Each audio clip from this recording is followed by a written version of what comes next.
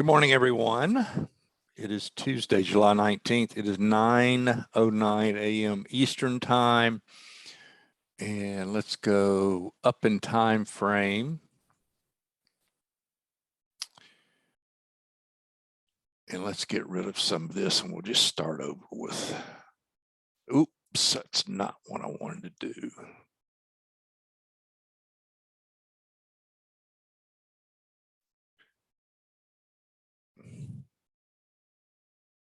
Bear with me a minute. I want to get my moving average that we use back on here. 16, this is a 16 period on the shorter term charts. Okay, now let's get rid of this.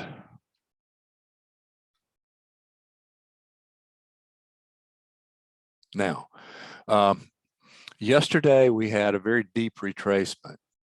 Actually, it wasn't that deep, but it was uncomfortably deep. But it stopped on a dime about where it had to stop. Now, retrace a little bit more than 50%, and that was a real heads up for me late in the day. Bottom line, I would be favoring longs now. I would be concerned with that view if we start trading below yesterday's cash session low, which is right about 38.30 or so. So I'm gonna mark that level and we'll have it on the short-term charts. So I'd be favoring longs. Is the bottom line. It's tricky in here, clearly.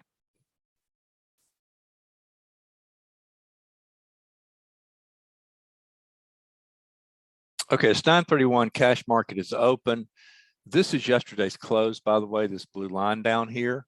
I would favor long trades. You know, it's way early for this, but breadth is positive. We want to watch the trend of breadth as we learned yesterday. That's what's most important. Breadth closed positive yesterday, but we had a very wide range afternoon to the downside. You know, these openings are noisy. We could have the low of the cash session in play. That's the problem with these big gaps. But I'm favoring longs for now.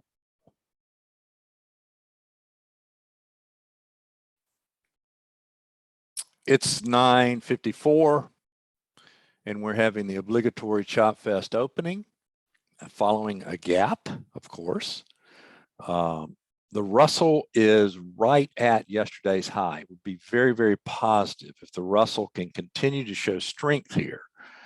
The others, well, everything is pretty narrow range, especially the three other than the Russell. So a lot of room here for expansion, even though for the session, even though in the cash market, this is a big gap up. I mean, I think that's something that has to come into consideration. The range here, session-wise, and that includes Globex, is pretty narrow. And we're at this inflection point. If we get through these levels, I think this market will scream higher. Now, as we saw yesterday, we got up there in the NQ and they stepped on it from that point for most of the day. So we'll see what happens. This is another test of this, the lower extreme of this upper key reference area.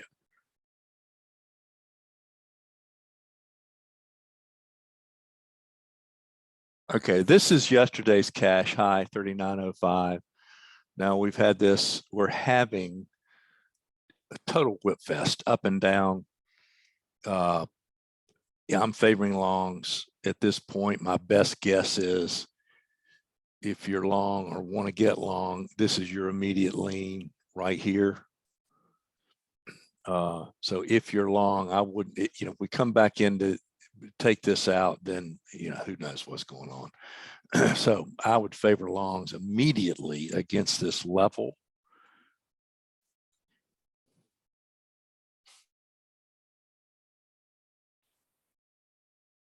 Okay, it's 10:32 a.m. Eastern time.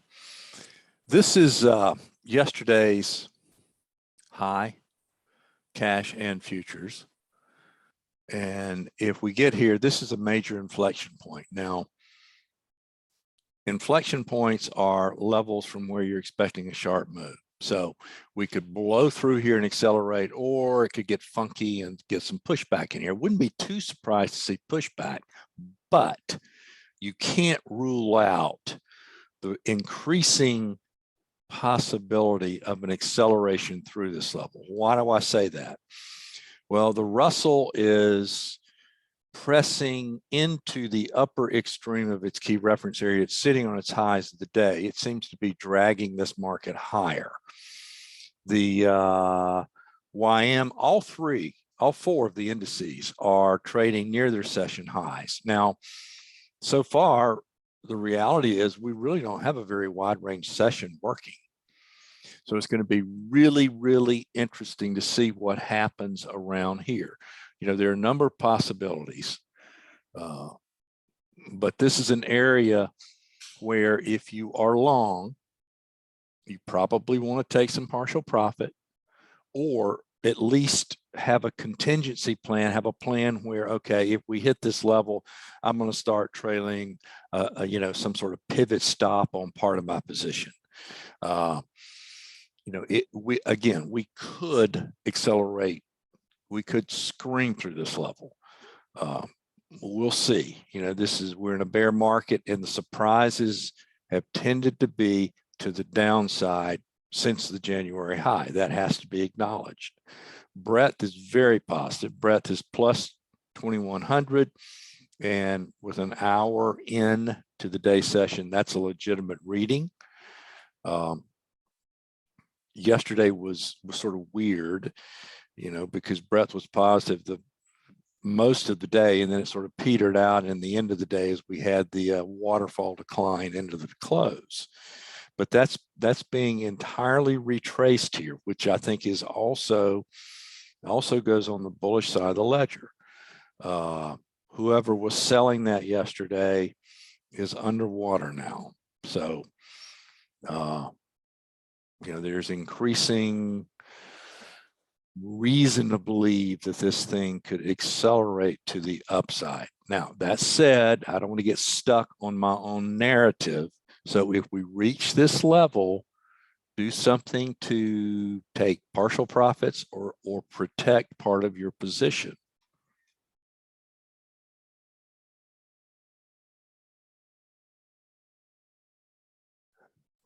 Okay, we're at yesterday's highs, cash and futures.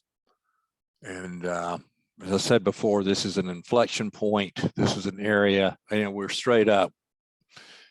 Probably not going to go higher at this rate of change. At some point, there's going to be some back and forth.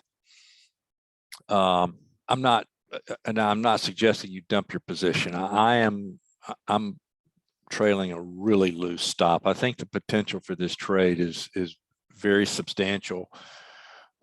Maybe beyond a day trade, for instance, because we're testing the upper extreme of this key reference area. Now you have to be careful because, again, I don't want to get stuck in my own narrative. And the reality is we're testing these upper levels. And these upper levels, if we don't get through here, and we could easily turn back around and we're forming some sort of balance. So that has to be acknowledged. But everything right now is very, very friendly, increasingly so, to an immediate bullish resolution of this thing. VIX, I'm watching VIX very closely. VIX has not taken out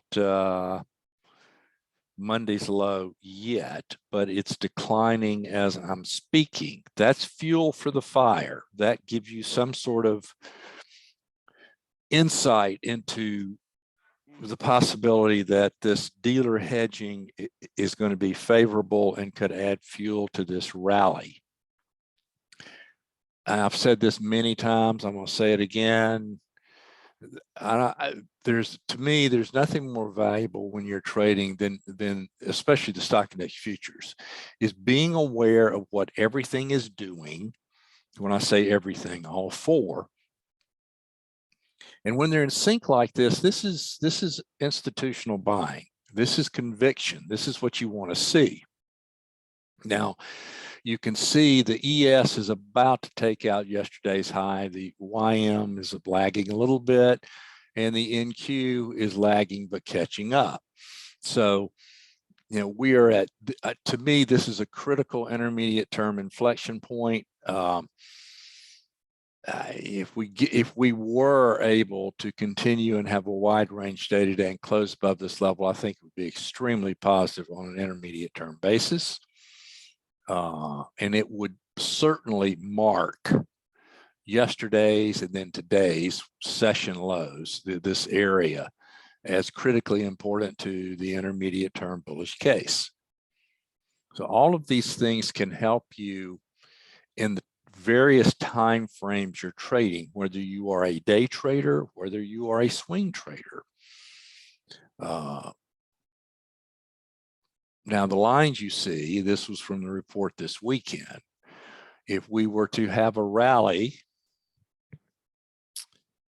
of equivalence to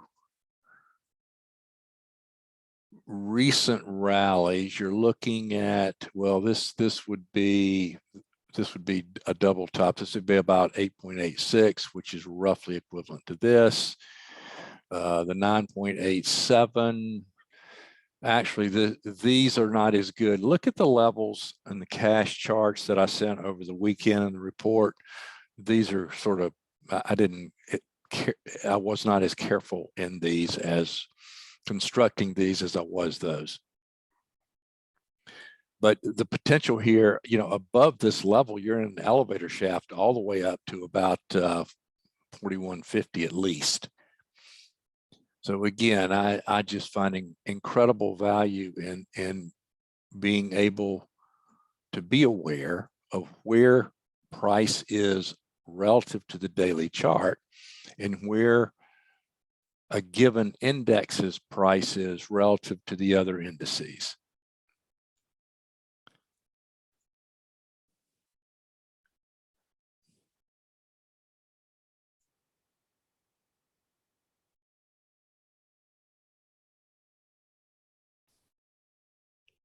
It's 1122. Okay, we're getting some pushback now. You know, we spiked through this area, and I no doubt this was a stop run. So not too surprised. Okay. Now what you want to see under bullish scenario, and breadth is still friendly. Breadth is still positive. As long as breadth doesn't just absolutely start sloping down and cratering. This is a normal, what Don Jones referred to as a run pause type of situation where we're overdue for some pause, which includes retracement. Now, a number of different scenarios under the most bullish scenario, what we do, this decline establishes some sort of relatively high level, lower extreme of balance. And then maybe we trade in a range for the next 2+, 3+ hours between this high and whatever floor that is. Now, could we just absolutely V-top and crater from here? Absolutely. I mean, how many times have we seen this movie? But I still think things overall are favorable for this rally to have legs. That's as it stands at this moment, okay? But what we want to see now, and a candidate for a downside level would be in here. There's some volume in here. So this area in here, we could get down to this level maybe. Now, if we don't, then, you know, if we go back up and make a new high, then this is going to become the level.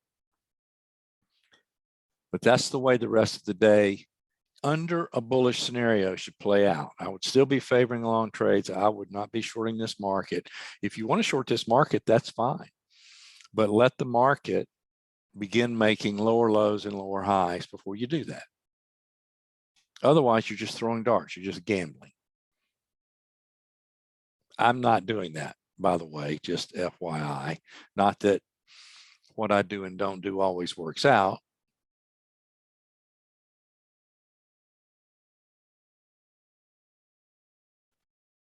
Okay, guys, breadth is making new highs for the day. Now I'm excluding that 935 peak if you're looking on a short-term chart, that because nothing was open then. Okay,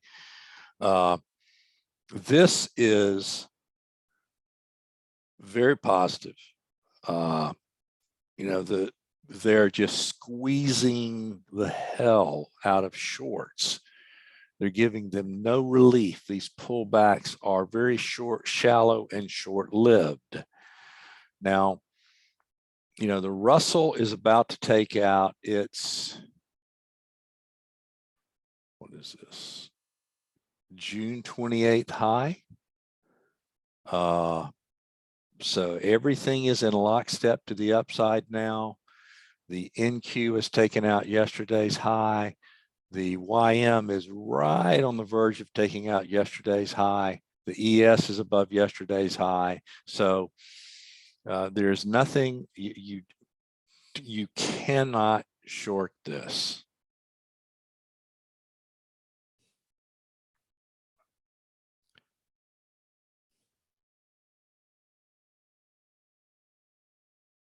Okay, maybe we're a little overdue for some chop and churn. Squeeze out the latecomers. And you know, we're still in the area of yesterday's high. So, you know, there's all this algorithmic nonsense that goes on inevitably around these key levels. Let's see what happens at this pivot low. You know, this is a candidate, as is this. Now, if we really get going to the downside, this level, I want to see hold. If we retrace into this, I'd be a little bit concerned if we start accelerating below this level, if we get to it. It's possible that we establish a level in here too, especially on a particularly bullish day, which this day so far, knock on wood, appears to be. You know, we just made a daily high in breadth for the day. So, you know, it's 11:42 a.m. Eastern. Things look positive at the moment. We're getting a little bit of pushback in the ES near yesterday's highs, which is not a big shock, but there's no, you know, we're not going to go up all day long at the same rate of change that we've been up to this point in time in the day. I'll also add that today's range is not particularly wide. So there's plenty of room for range extension.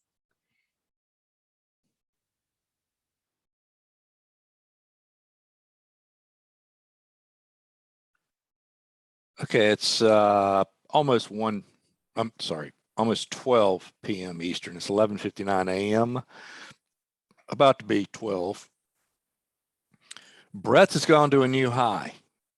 So everything is on track for a positive resolution to this rally. And again, there's plenty of room for range expansion. We're not pressing the envelope in any stretch of the imagination in any of the indices now in terms of quote unquote wide range, at least yet. So that's something else that could be potentially bullish. VIX is still, it's still above Monday's low, and it's, so that's something else. I'm watching VIX very closely. If VIX begins to collapse in here, it could really, really, really, really add another leg up to this thing today. Breadth again is, I mean, it's just as positive as it's been at this time of day for months. It's actually on the verge of taking out its opening spike high that I don't consider real because it occurred at 9:35 a.m. when a fraction of the stocks were open. So this is all positive. A couple of things to point out. You know, what you don't do in trading is at least as important and sometimes more so than what you do. And I can assure you today is going to wipe out a lot of traders because especially day traders, especially the Twitter crowd, wants to fade everything and scalp. And they're just getting destroyed on days like this. Now, are most days like this? No, they're not. But there are half a dozen or so days like this, up and down or more every month. And all you need to do to wipe out a quarter's gains is be on the wrong side of one of those half a dozen days. And that's great if you can scalp in and out and scratch out a few $100 a week, for a few weeks, and then all of a sudden you run into a day like this and you give it all up in about 3 hours. So what you don't do is very, very important. You've heard me say many times, not trading is trading, all of those little platitudes, but they're very, very true. I missed the decline yesterday, which I should not have, but I did. But I didn't blow myself up fading it because I was leaning to the long side. So I'm still alive. Have plenty of capital to take advantage of a day like today. And eventually, if you're disciplined and you follow a process, you will bungle yourself into trades like we're seeing today. So at this point, if you're long, you probably should take some profit and not be greedy. And then you can put your stop at some comfortable level below and relax and see what happens into the end of the day. To me, we're probably going to be, my guess is that things may get a little random in here for the next 2-3 hours. And we'll see what they do. We'll see if they retrace it deeper than they have. And there may be an opportunity to buy later this afternoon. There's no great reward to risk trade right now, long or short. If you're not in this, you've missed it. Sit back, see what happens, and maybe later this afternoon, sometime 3 o'clock or later, there could be an opportunity.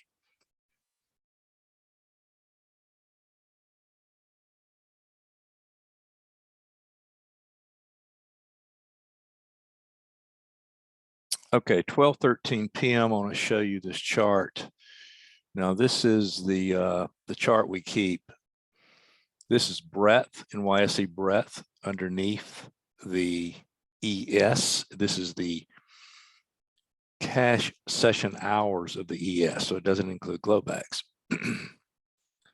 And you can see this is the big spike up in breadth today. Now breadth is hovering near its high of the day, and you can see its high of the day. The last time we got this extreme was back here in June, okay, the 24th. Now I want you to notice the peak here.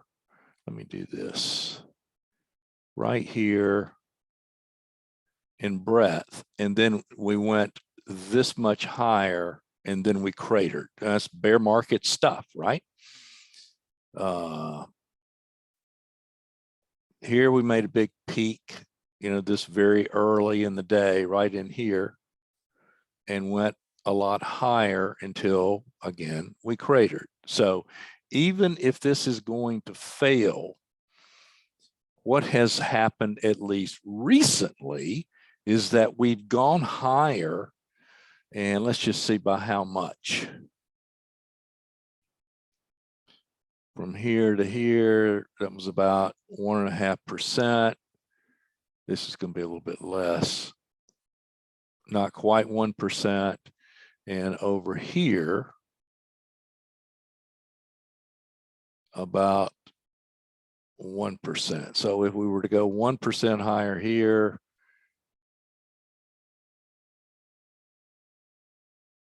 that would put us at about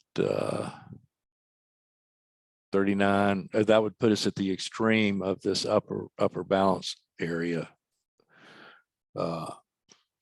key reference area. So for one thing, it highlights the importance of this level. We have been unable, nothing has been able to propel us above this level. This is another attempt.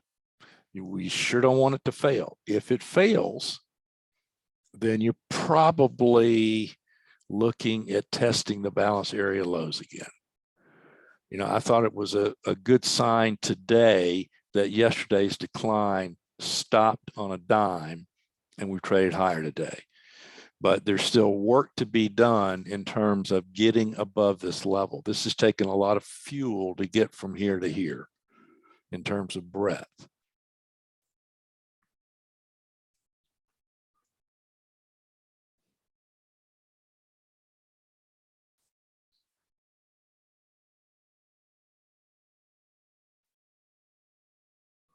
Well, 32 p.m.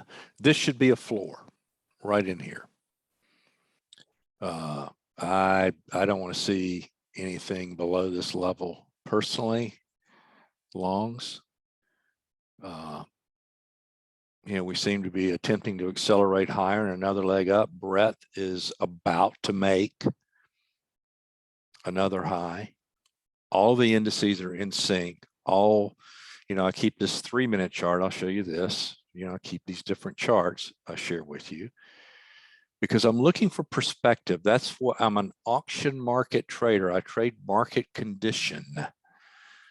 And you can judge market condition in the indices by following all three of the indices. So this is a 3-minute chart of the ES, the Dow, and the NQ. They're all making tops at the same time. That makes it less likely that any little top in here is of significance.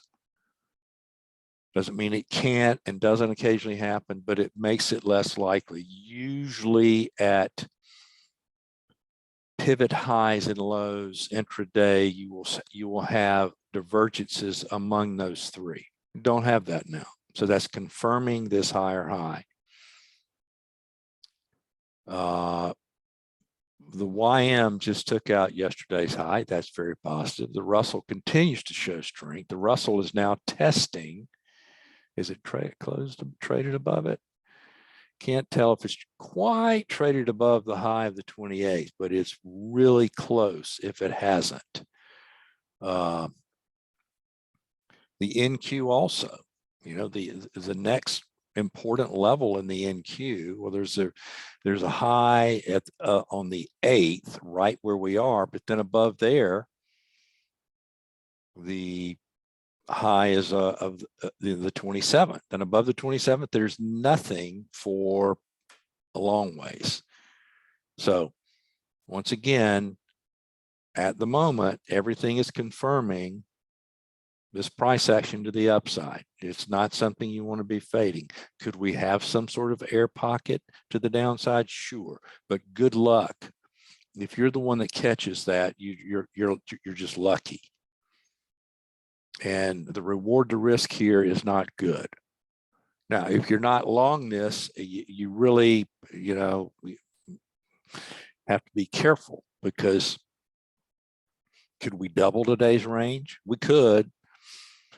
Just thought, if you jump into this thing long because you're afraid to miss something at this point, your stop has to be down here. Just be aware of that.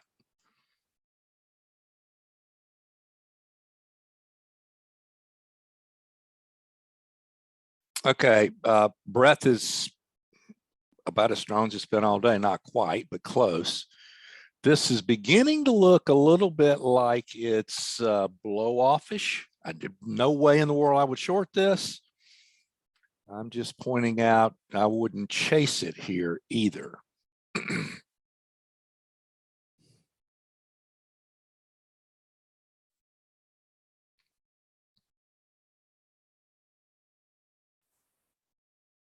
The next level in the ES is up here around 39.50, and that is the high of the 28th. I'm not sure if it's 29.50, it's 29.49, 29.50, somewhere up in there.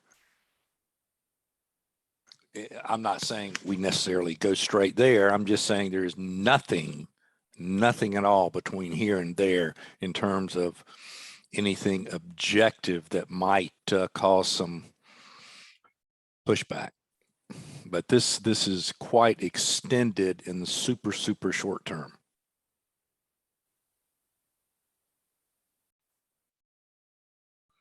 Okay, it is, what time is it? 2:58. And the market has done nothing except trade higher, higher, higher, higher. This is a relatively rare type of day. But it's also sort of reflective, I think, of the compression at recent lows. And I'm not just talking about the last couple of days, I'm talking about the last couple of months.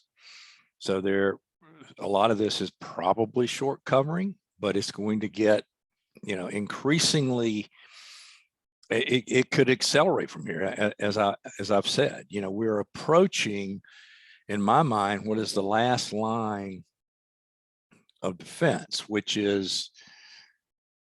are the highs of June 28th. Now you're already above that level in the Russell. The other three are close to it to varying degrees, but above that level, there is really nothing until you get into the range of the upper extreme of the range of June 9th. I'll cover all of this at the close, but don't be fading this thing. And as long as today's session lows holds in terms of a swing trade, then that could be a good lean for a swing trade. Now, as usual, and I will emphasize this at the close, you don't want to see more than half of today's range retraced in Globex or tomorrow in the cash session under the immediate bullish scenario. So you can also factor that into your swing trade ideas.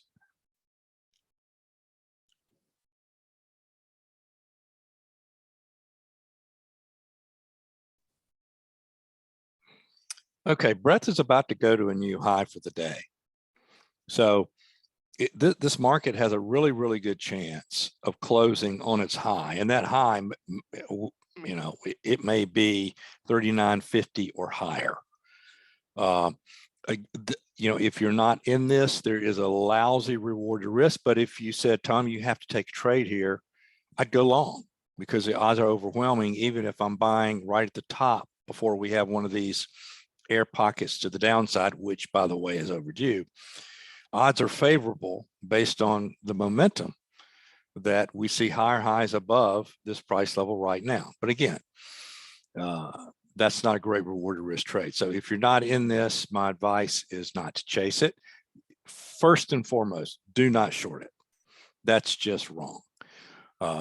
Actually, if you shorted this market at any time today after the first very, very few minutes of the cash market open, you need to really question what you're doing. Okay, so this looks positive. This could be a kickoff type of move with several more updates to follow. Now, the caveat is we really want to see a close above that June 28th high. We're right at it right now. We're very close in the YM.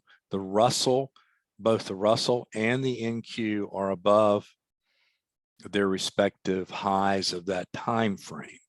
So, the next move from here could be up into that balance area. And I'll show all of this at the close and we'll talk about it. But this is a very, very, very positive day.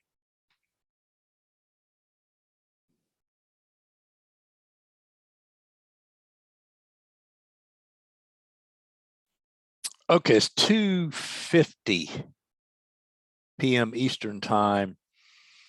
And the day is a pretty classic trend day so far. Breadth is coming in some, but it's still very positive. It's not surprising to get some sort of pushback.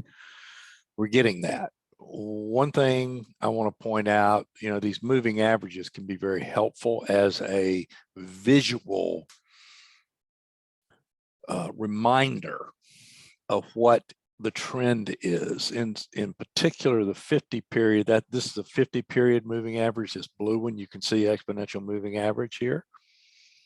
and it has held this trend all day long. You can go back and look at other trend days, up or down, and you will find that this 50-period moving average will typically hold any retracement. So we're coming up on that now, as a matter of fact. This is a 19-period moving average, and it, for the most part, held. We came down and kissed it a few times, but it's, I don't recall a day where the market trended up or down and this 19 period wasn't touched. Also of note, higher highs and higher lows all day long. Now you had a balance area that formed in here. You had this low, and this tested off to the races. But today's a pretty classic day in terms of using the stuff that we use, which is price. It's entirely price action. We have looked at the relationship among and between the indices. We've looked at those relationships on the daily chart. We've looked at those relationships on the 3-minute chart, and it provides the most valid guide to price behavior you can have. And it also provides numerous information about how to manage your trades, the potential of trades, all of these things that go into a formula, your formula of trading. And this is why you need to define your trading and have structure to your trading. But the tools that you see in this room, if there are, I don't know, 8 tools, I'm just picking that number out of the air.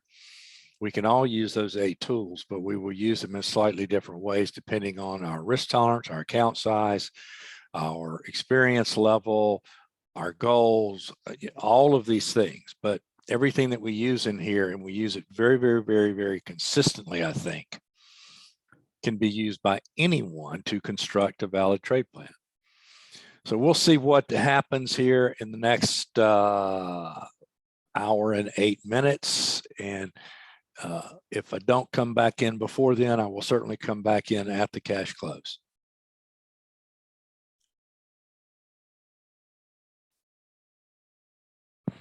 Okay, 4 p.m. cash market is closed for Tuesday. And let's look at some stuff. Let's see.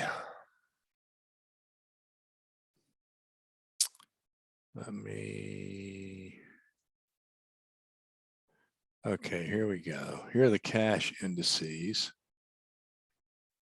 We're going out on our highs. Now, the S&P couldn't quite get above the print high here of the 28th, but it is above the closing high, and I think that's important. You can see the Russell is sort of leading the charge along with the NDX, and the Dow is in a very, very similar position as the SPX. Could not quite take out its print high. Now,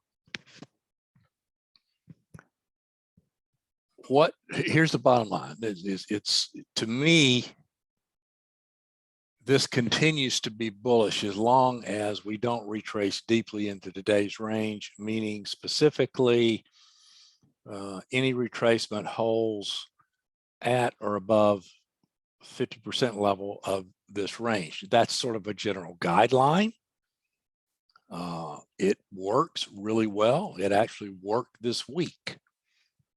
Yesterday's ranges for the most part held above, well, right at or above in the 4 indices, the ramp from Friday. Now the next level above here you can see is up here. It's the area of the early well, let me do this.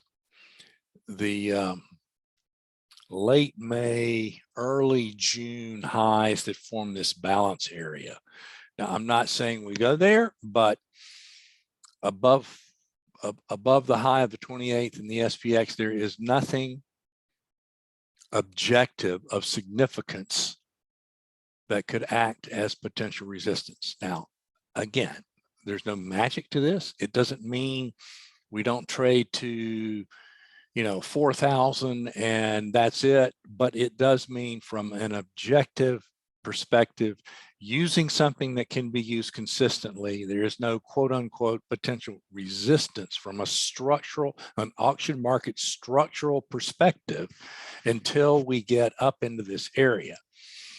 Now, if you will go back and you will review the weekend report I sent and the potential paths the market might follow from a development perspective, from using a market profile perspective, that would make sense. Maybe we're going to form some sort of a Gaussian shape in here, that bell curve like shape that everybody identifies with market profile.